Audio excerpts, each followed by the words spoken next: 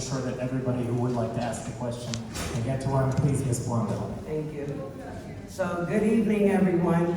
I'm Karen Blondell, and I'm representing the Redwood Housing.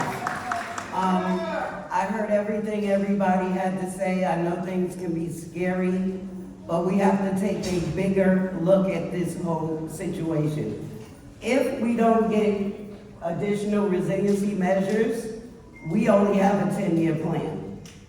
As a part of this presentation, they told you about how the BMT is going to be a second phase to the resiliency plan that we won here in Red Hook.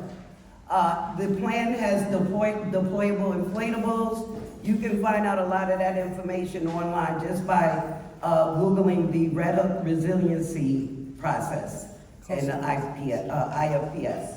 I want to also say to everyone, it's okay if you don't understand AMI. We have Google, and we also do workshops. It's very easy for you to understand what an AMI is. And we can't change the AMI sitting in this room. We have to change the policies, and that takes a little more strategy and time. But if the AMIs don't fit our particular community, then we need to organize specifically around the AMIs that we want in our community. I will tell you that we did do an AMI class at the Red Hook West office about 2 weeks ago, and we were stunned. So this community district, which is CB6, has about 27,000 families in it. Of that, you have a great portion that are in the very, very extremely poor side. You don't have a lot of middle people. You have an extreme number who is able to pay 130 to 160% of AMI. So that made me scratch my head. How is that possible? Well, I also used to work for the Census Bureau. And so every few years they do some studies in our area where they look at the housing stock. We look at the housing stock for when it was built. Is it gonna last another 50 years? A lot of your buildings that you're talking about, those buildings were built in the 1800s. They don't meet the standards anymore. We do have to think about how we're going to build new and build smart. So I want to say that, number one. So let's not just run and say no. Let's try to get a little more educated on these different processes, including AMI and zoning. And if you really want to talk about it, we can go as far back as the redlining that took place here.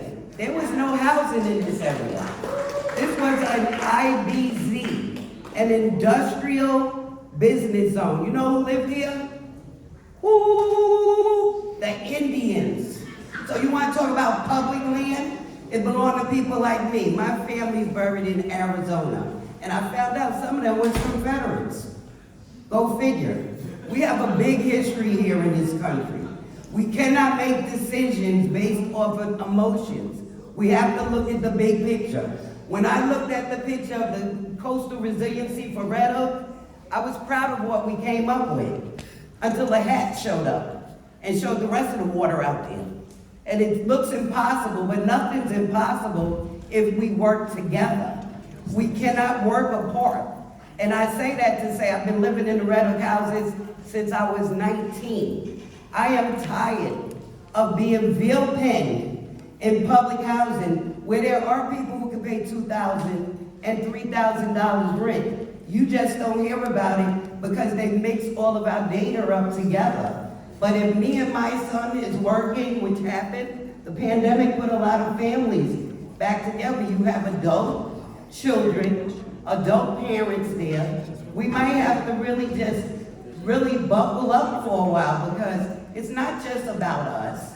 It's about a global climate change that's going on that's going to push people to where they feel safe.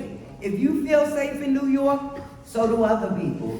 Y'all got that when it came to immigration a few months ago, but you seem to not get it when it comes to housing. We cannot be like that. Red Hook was an industrial area.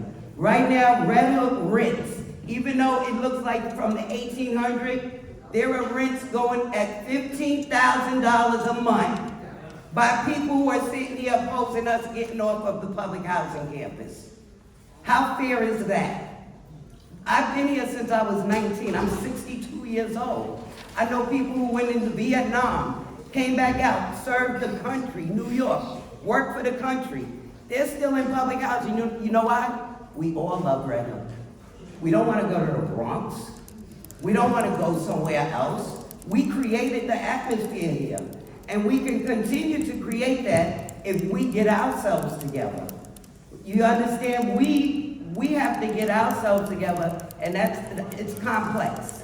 It is complex, but we can do it. And so I'm gonna stop right there, but I'm telling you, we do need housing here. Back during the 197A plan, and you could go look that up too, we asked for more housing here. If we're not gonna use the IBZ, like Trump didn't want us to use it, and put the pollution back in the air here, then we gotta figure out what we're gonna do with some of this land here.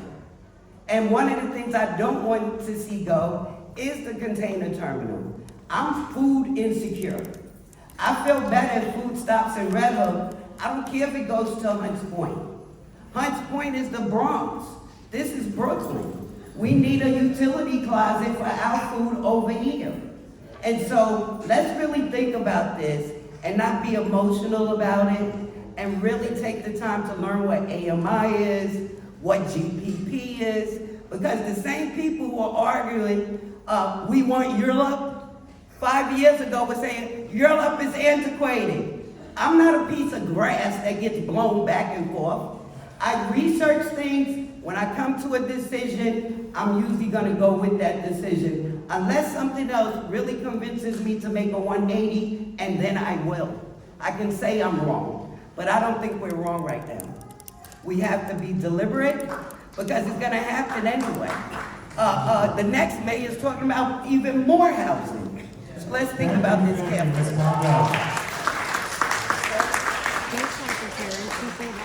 Folks, let me just hear a hand of applause for the security guard of the school who let us in and let us into the space. And we want to make sure we can get her home on time, and also we've got families to get back to, so I'll ask folks to keep comments concise. I want to ask the Chinese and Spanish interpreters, please indicate if there's any comments from you all so that we can go to you as well, and Miss at the front of the room, over to you.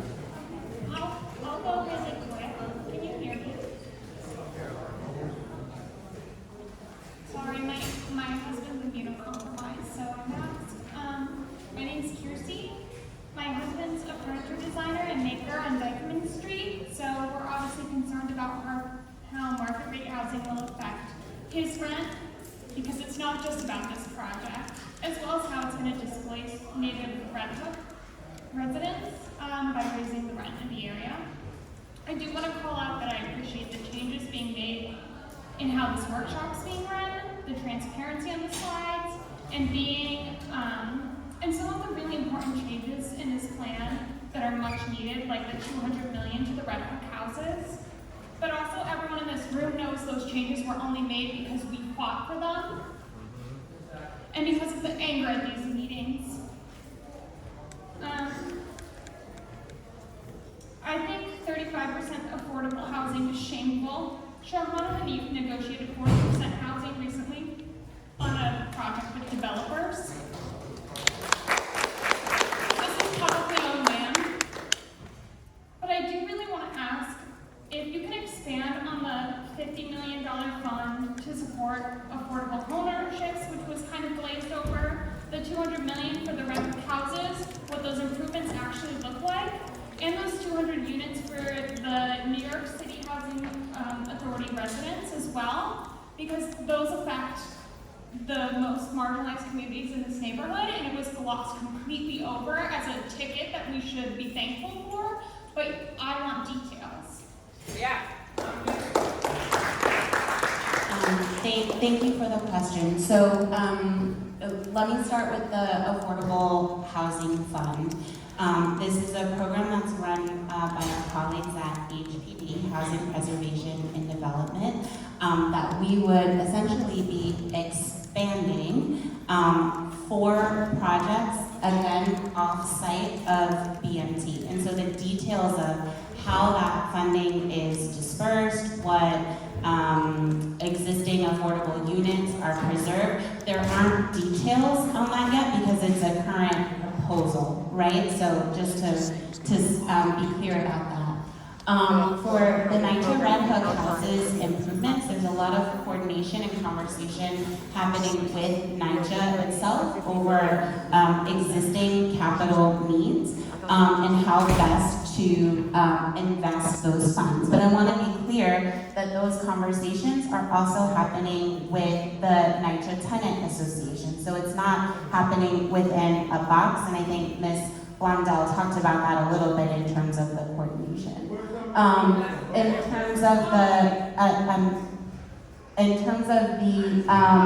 200 units being reserved for NYCHA residents,